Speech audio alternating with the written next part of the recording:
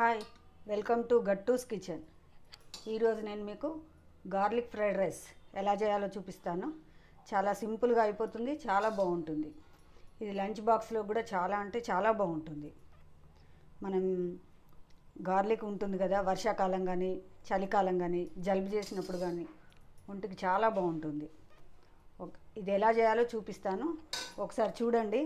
మీకు గనక నచ్చితే నా ఛానల్ని లైక్ చేయండి, షేర్ చేయండి, సబ్స్క్రైబ్ చేయండి. ముందుగా ఒక 4 స్పూన్లు నూనె వేసుకోవాలి.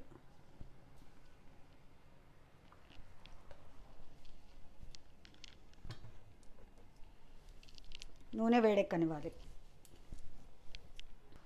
నూనె వేడెక్కినాక ఒక 2 వెల్లుల్లి గడ్డలు, అంటే ఒక 30 వరకు వెల్లుల్లి ఇలా సన్నగా కట్ చేసుకోవాలి. ఇవి వేసేసుకోవాలి. వీటిని ఎర్రగా వేయించుకోవాలి. ఇలా వెల్లుల్లి ఎర్రగా ఫ్రై అయినాక ఒక 4 పచ్చిమిర్చి ఇలా సన్నగా కట్ చేసుకొని వేసుకోవాలి. ఒక అర స్పూన్ జీలకర్ర వేసుకోవాలి. ఒక 2 మినిట్స్ వేగినాక కొంచెం కరివేపాకు వేసుకోవాలి. సరిపడినంత ఉప్పు వేసుకోవాలి. ఆ తర్వాత ఇలా పొడి పొడిగా వండిన రైస్, ఇది ఒక 3 కప్పులు ఉంటుంది, ఇది వేసేసుకోవాలి. ఇది చక్కగా కలుపుకోవాలి.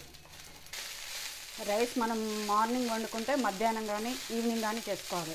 పూర్తిగా చల్లబడాలి రైస్ అనేది, అప్పుడే మనకు పొడి పొడిగా వస్తుంది. బాస్మతి రైస్తో కూడా చేసుకోవచ్చు. నేనైతే నార్మల్ రైస్ తోటి చేస్తున్నాను. నేను మార్నింగ్ రైస్ చేశాను, ఇప్పుడు లంచ్లోకి ఈ గార్లిక్ రైస్ చేస్తున్నాను.